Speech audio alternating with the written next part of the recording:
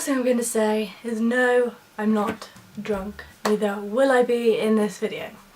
Hey guys, it's Alice. So today I'm going to be filming the drunk book tag. I'm not going to do a drunk basically, but it's just a bunch of book related questions to do with drinking and alcoholic beverages. I'm not going to do it whilst drinking because A, it's 10 o'clock in the morning, and B, I can't film it at night because then I don't really have lighting and I struggle with lighting anyway. So that is why. Also, I have a driving lesson in a couple hours. Yes, I chopped all my hair off. Don't know how I feel about it. I think I like it. I have about 5 inches chopped off, so. Before you do anything, don't forget to give this video a like and subscribe. It would make me really happy. And I'm just going to go into the questions, and I am going to link the original people's book tags below to give them the credit, because obviously I didn't come up with this. Some of the questions are a bit weird because they're really American, but we're just gonna do it because I haven't done a book tag in so long and I just wanted to do one. So question number 1, wine coolers, which isn't really a thing in England. You're 16 and you finally managed to sneak one of your mum's Smirnoff Ices. First of all, my mum would not be caught dead with a Smirnoff Ice. Just gonna say that. What is one of your most guilty pleasure reads? If I had to go with guilty pleasure reads, I say Percy Jackson, but that's not really guilty because I admit to doing that. I don't really have any books that I'm like guilty to be reading. I'd say one from a while ago would be Twilight, and that's because the movies get on my nerves all the time. I like the wolves, hate Bella in the movies. She just comes across as a bit of a awful person. But in the books I really enjoyed her and I really enjoyed the character in the books, and obviously now everyone kind of hates Twilight, so I wouldn't really want to say that, but like in the books she's fine, read the books, like. And then number 2 is beer. You've made it to college and you're hosting your first kegger. This is so American. Pick your favourite new adult or college aged book.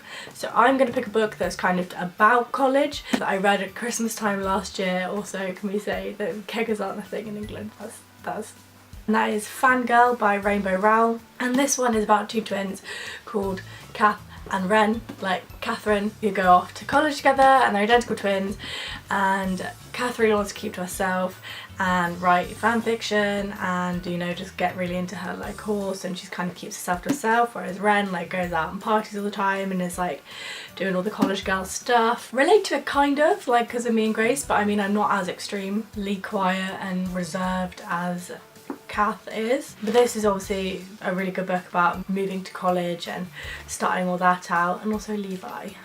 I forget how much I love Levi until I read it. So question number 3, tequila.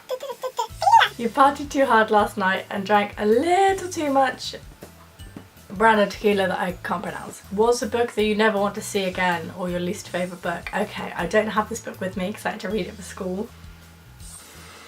The Crucible is the worst book that has ever been written.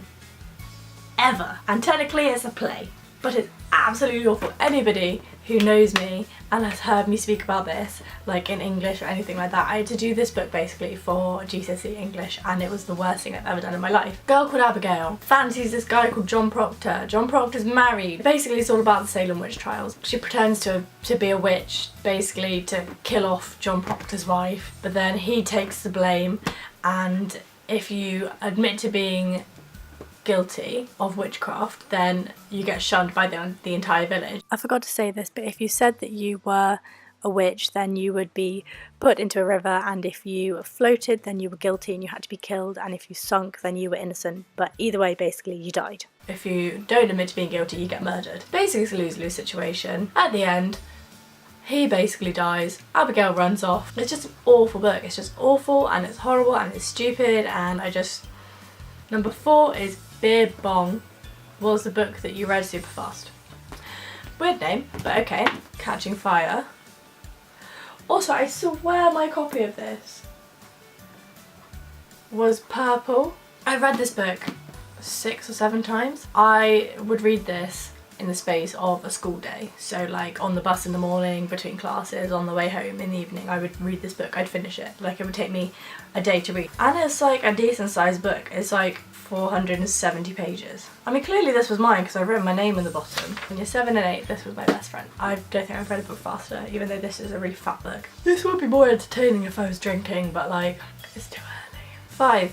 Spring break. Again, not really a thing in England, but you've thrown your inhibitions to the wind and end up having a sexy night you'll never forget. I feel ill just reading these. What's your favourite smutty read? Okay, so for those of you who don't know, smutty is like one of them books, and obviously that's not my favourite genre of book, but the one that I'm going to pick for this is A Court of Mist and Fury, because, hear me out, this is not a like erotic novel. That's not what it is. It's a fantasy novel, and it's like, you know, one of them. It's long, it's like 600 pages, but like the first chapter in this is like a full-on. It's just the right amount. It's not too much where you're like, oh, putting that book down, not going near that again, but like it has an actual storyline, and obviously the smut's only like a little part of it. I don't have that many smutty reads, so. But yeah, any of Sarah J Maas's books have like a wee bit of smut in them, but they're young adult, it's fine. Okay, and then question number 6. Again, I don't really think this is a drink really in England. I think it's more of an American college thing. Screwdriver.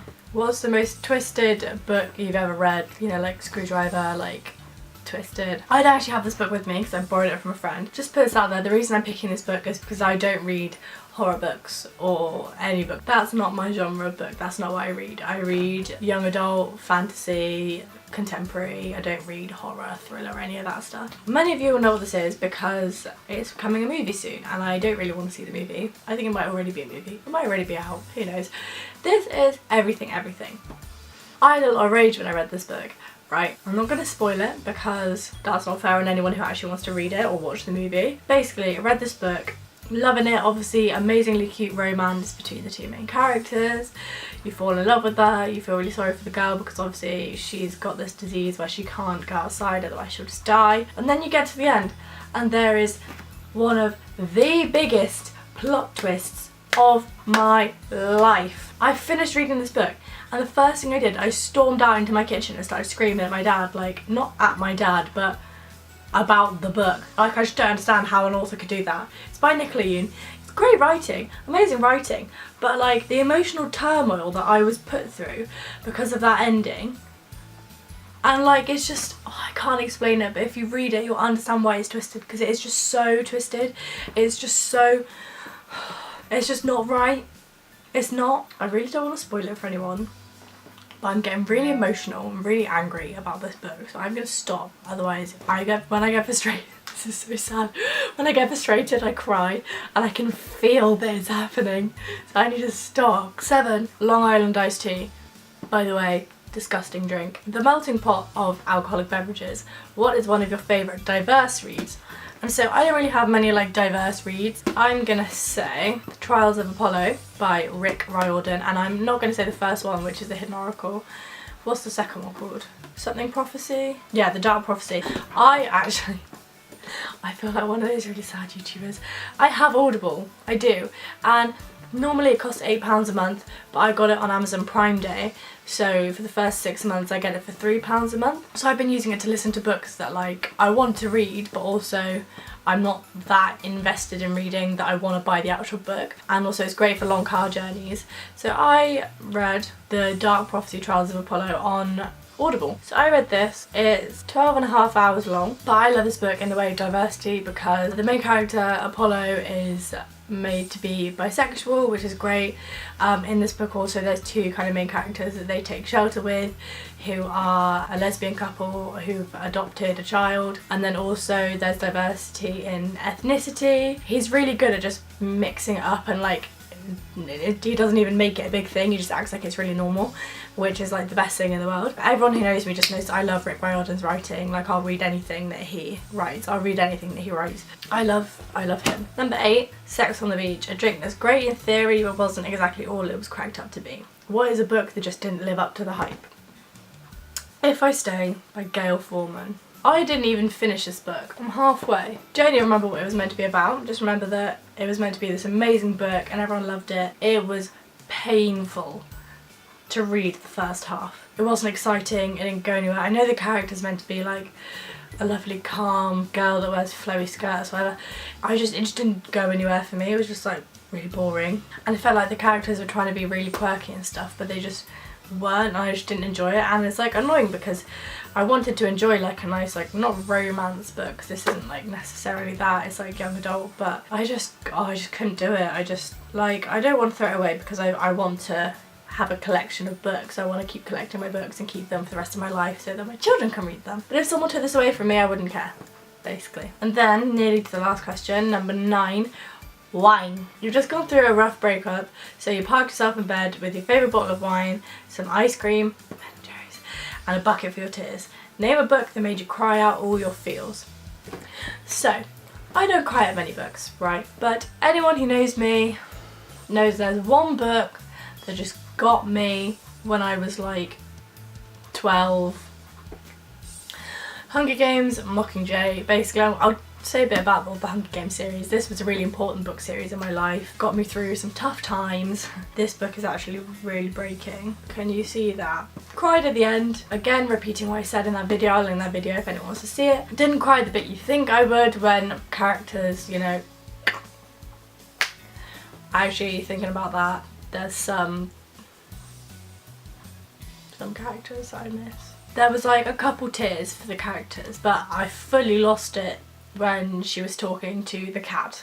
Fully lost it. Tears streaming down my face.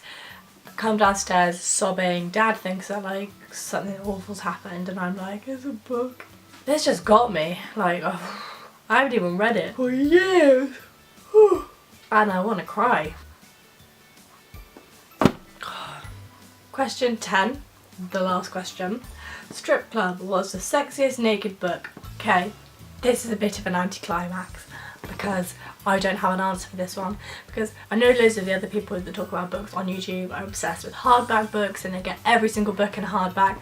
I just really like paperback, so I try to avoid hardbacks when I can, and the only 2 hardbacks that I have are plain. If I have to say sexiest naked book as in like just sexiest book cover, I'm gonna go get that now. Lady Midnight, Cassandra Clare. This just does it for me. Do you see that shine? The colour is basically just like a dark greeny, God, it's amazing.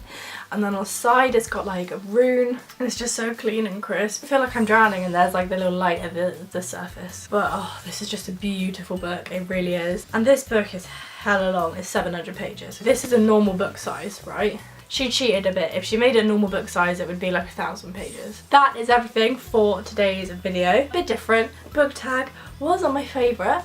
Would have been so much more interesting if I was drinking, but unfortunately I ain't. I just wanted to do a book tag. I just did. And I just wanted to talk about some books. And I just want people to read the books that I like. Please. But yeah, so that's all for today. I really hope you guys have enjoyed this video. When this goes up, I'll be a fresher at uni, so I kind of needed something to get up. So yeah, I hope you guys enjoyed this. And with that being said, I am going to love you and leave you. I hope you all had an amazing day, and I will see you hopefully next Monday with another video.